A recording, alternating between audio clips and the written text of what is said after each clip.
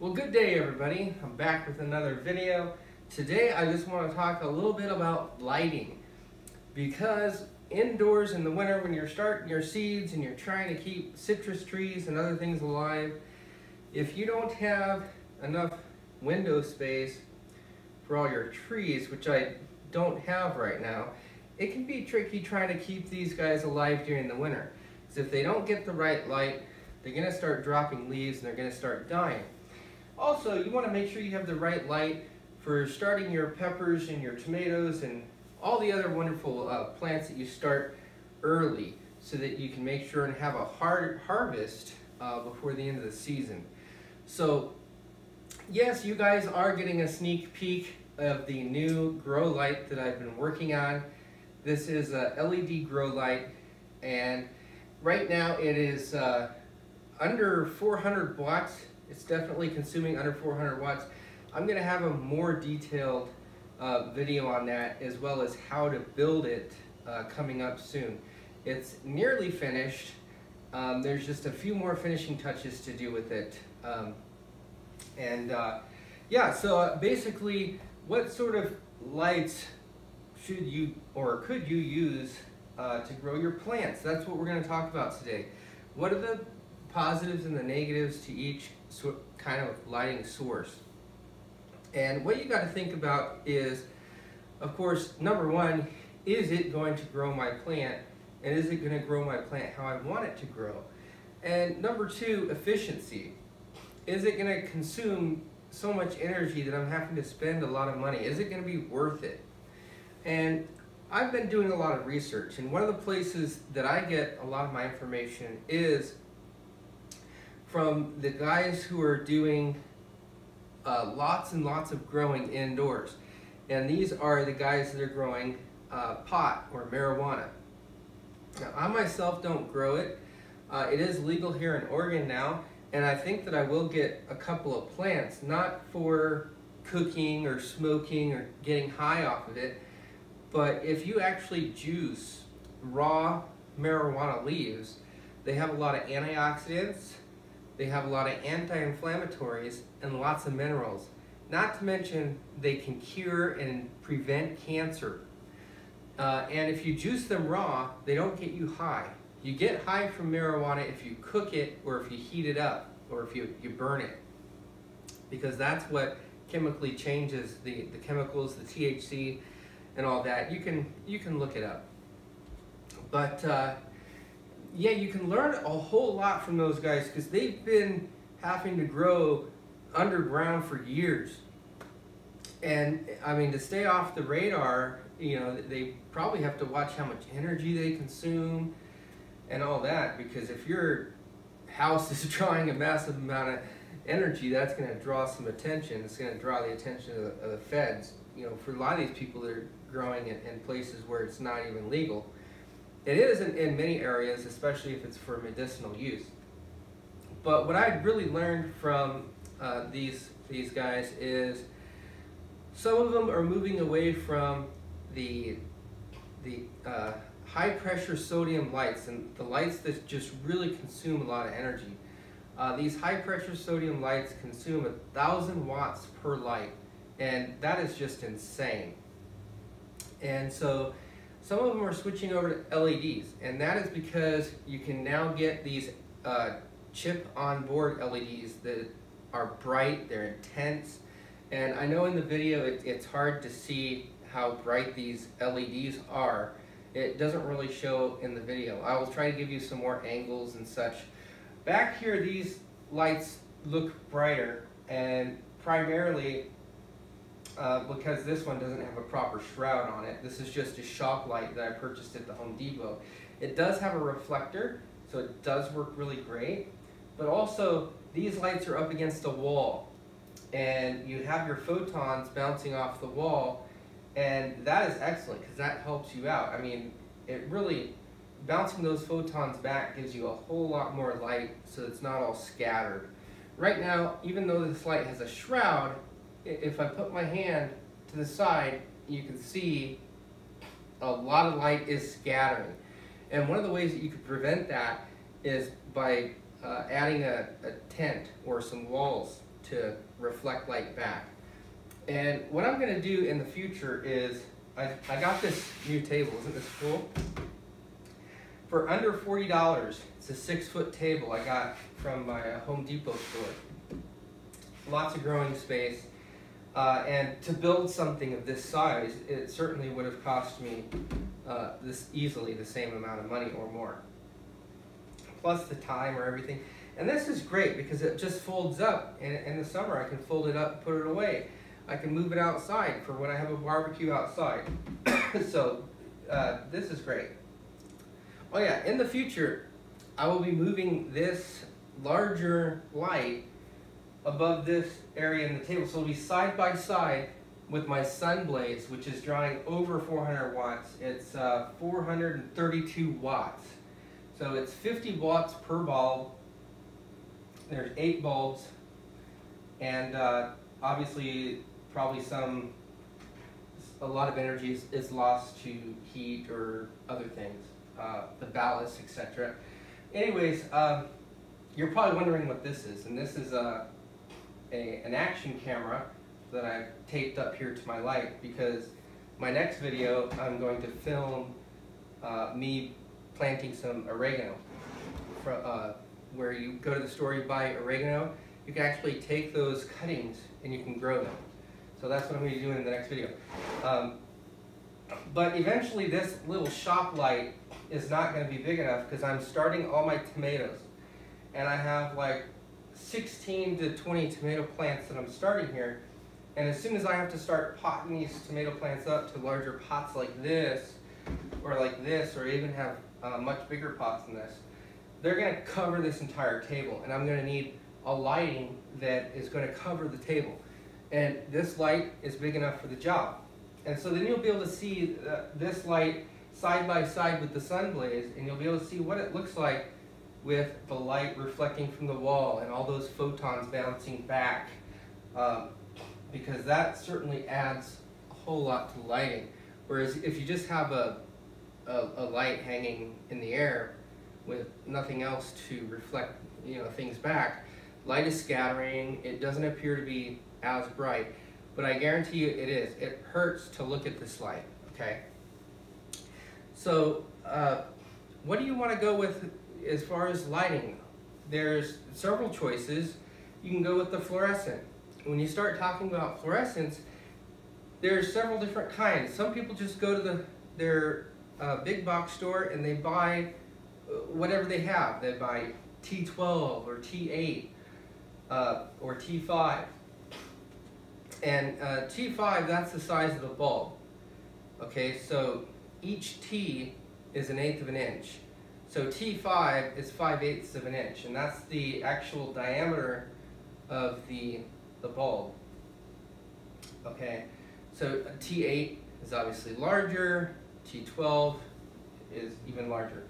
So the T5s, actually, you can get the most brightness and the most efficiency out of the T5 bulbs, especially if you get the HD fixtures, and that's the ones that put out more power.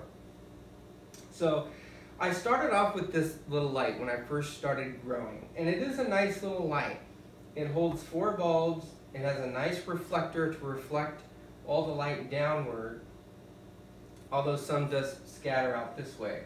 It would be nice to get a piece of metal and run it down the side here to keep that light from scattering. Not only that, is it hurts to just look at this all the time. So it is a good fixture. If I'm remembering right, it cost me somewhere around $80. I'm pretty sure, because this light cost me about half as much as this light. No, more than half, and I'm going to tell you why. Because this light didn't come with any bulbs. So I had to buy 4 bulbs at $10 a piece. That's $40 tacked on to the price of this light, which was $80. So I spent $120 in total on this light, because it's a T5 fixture and it's the higher output light, the brighter light. The sun blaze is also obviously a high output light. It's made for growing. It has great reflectors. It came with 8 bulbs. An $80 value, 8 bulbs. This cost me $180 for this fixture. And I'm certain you can get them cheaper now. But $180, I didn't have to spend a penny on bulbs. I spent $120 on this, okay? Because I had to buy the bulbs. This is a great deal. They really do put out plenty of light. So you see some gardeners where they tell you, oh, you've got to put your light right down on your plants, right down on your seedlings so they don't end up stretching, you know, for light and all that. You don't have to worry about that with the higher output lights. You can raise them up higher and you can grow things. As you can see, all these plants are doing fine at the height that this light is. In fact, if I move it down too low, I can actually hinder or burn the plants or cause them to go into a respiration where instead of making CO2, they actually start making oxygen. And that's not good. So you want to be aware of the light that you're using because you don't want to do that. You don't want to get too much light or too much heat, you know, right down on your plants. So I really do like the T5s. They are pretty efficient.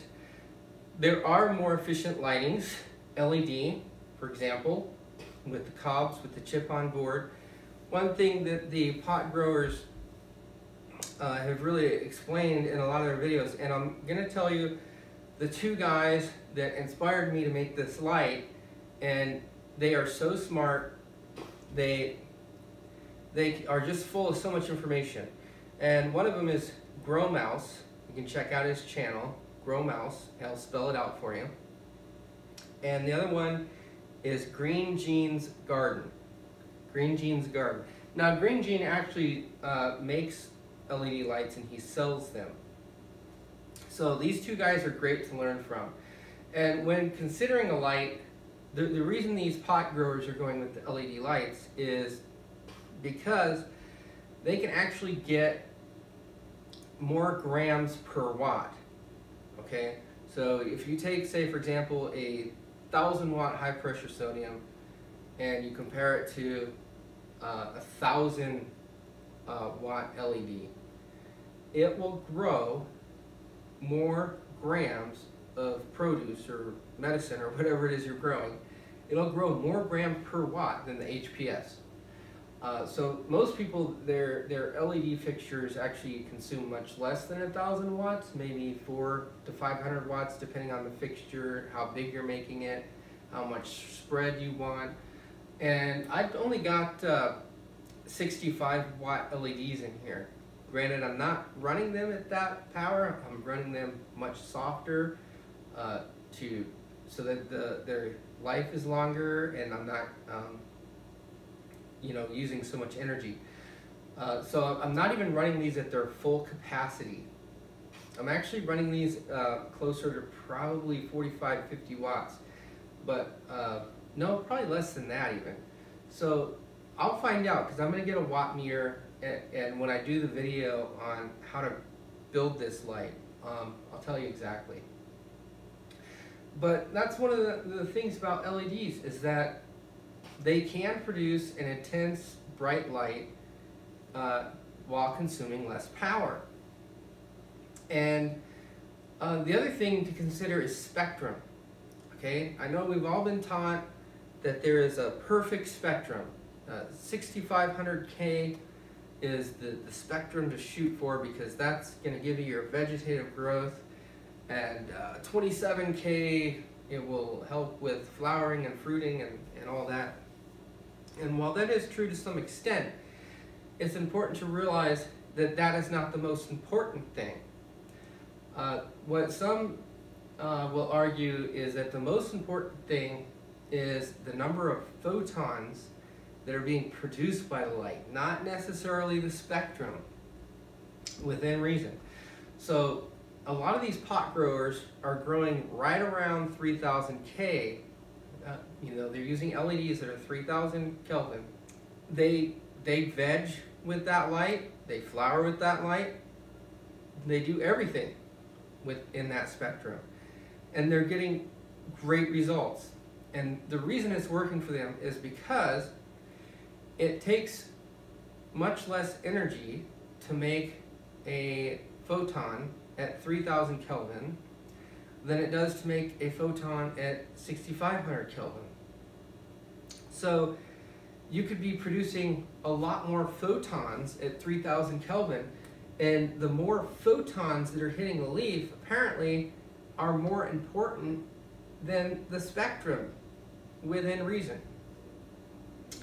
So please also note that this will change depending on the plant, because some plants will do better with different spectrums, because the actual pigment of the leaf can determine what spectrum that plant is going to respond to.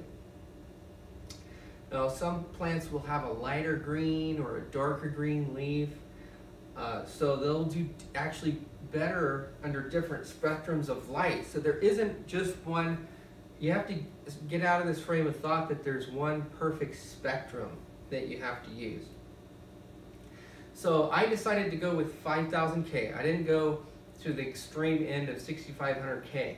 I wanted kind of right down the middle of the road. So I got 5000K, but I wouldn't mind even mixing some 4000K LEDs in here. And that's one of the great things about building your own light, is you can customize it.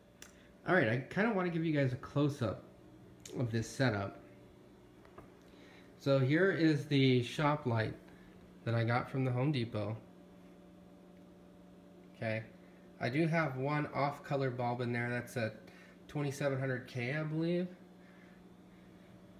There's the sun blaze, and here are the LEDs. Again, these are not run at full strength. You wouldn't want to run them that high anyway, but they are very bright and very intense. Okay, so we got 12 LEDs in there. Sneak peek up here. Heat sinks, drivers, some wiring. It's not done yet. Again, there's actually going to be a panel that covers the wiring and also these gaps, so that light that is reflected upward will be reflected back downward. So a couple things that are affecting how well this light is working right now is the fact that I don't have that cover yet, and obviously I don't have any reflecting surfaces around any side of it. There is another type of light that I am researching, and I'm really interested in building this type of light, and that is because it is more efficient than the LEDs and the fluorescent, and it actually puts out more light. So now you're wondering, ooh, what kind of light is this? It's not fluorescent, it's not LED, what is it? It is induction lighting. So I do plan on doing a build, an induction lighting build here in the future, because I really want to use the most efficient light and the best light that will grow my plants. And the induction lighting, it is actually very similar to fluorescent, where you have a tube. It's a gaseous tube like a fluorescent light. You know, it has the gases and I think even mercury and stuff in there like a fluorescent light. But what it doesn't have is it doesn't have the anode and the cathode in the light. So it's more efficient and it lasts longer. Years actually. And over a 10-year lifespan of the light, over a 10-year period, it only loses like 20% of its luminescence, or its brightness, where everything else like fluorescence, for example, will lose 30% over, I can't remember how many years is it 3-year period. I'd have to look at the information again. Anyway, the induction light loses the least amount of lighting over the year, and they will last years. Even LEDs, after a couple of years will lose, 15 to 20% of their brightness. And by the third year, I think 30%. So again, don't quote me on this. I'm pretty sure I'm pretty close, but I do have a chart that I found that details all this information. This is a chart that I call the lumen retention curve, and it measures the percent of lumens retained over the life of a light bulb. And the life is in hours of usage down here at the bottom. And as an example, the metal halide bulb has a very unimpressive showing. It only retains 80% of its luminosity over about 4,000 hours of usage.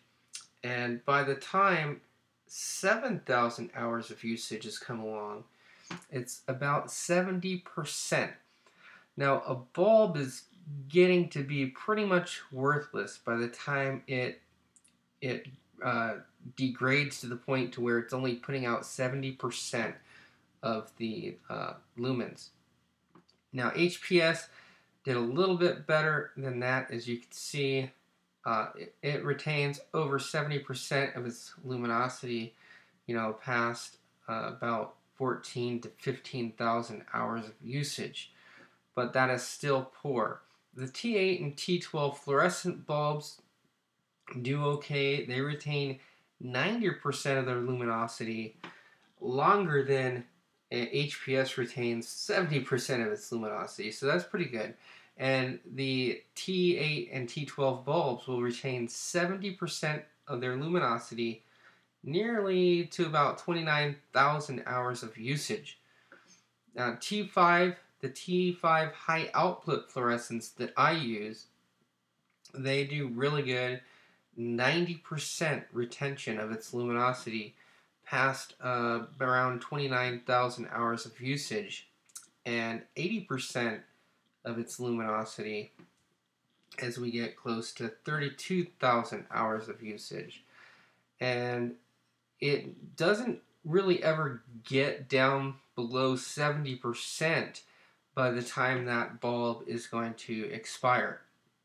The high power LEDs are kind of interesting. The T5 bulbs do surpass it for a while, but by the time we get down to about 30,000 hours of usage, the LEDs surpass it and they retain 80% of their luminosity to around 44,000 hours of usage, which is pretty good. After that, it's really downhill from there. So you're going to get a good 4 to 5 years out of some LED lights. But the induction lighting blows everything else away. It starts off looking like it's going to kind of do worse, but then it really retains that 90% luminosity, surpassing 60,000 hours of usage. And that is just great. And it'll retain 80% of its luminosity, surpassing 81,000 hours of usage. So people say you can get 100,000 hours out of these induction lights, but as you can see, it's going to produce less than 70% of its light as you approach 90,000 hours. And one of the reasons why these lights probably have not made it big is because really it's not an advantage for companies to sell you this kind of light. I mean, it lasts too long. There's no maintenance. You don't have to go to the store and buy additional light bulbs. The actual driver and the power supply within the light itself is going to be shot by the time you need a new light bulb. The induction lighting, since it doesn't have an anode and cathode, it has sort of copper wires that are coiled, sort of like a transformer would or whatever. And it's electromagnetic inducence into the light, and it actually produces more of a full spectrum and a better spectrum than the fluorescents or the LEDs.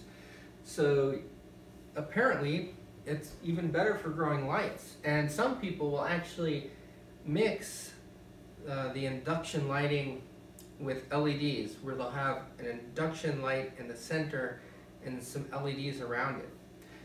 So you may not have heard about induction lighting. I hadn't, and that's because in researching it, it seems to be quite rare.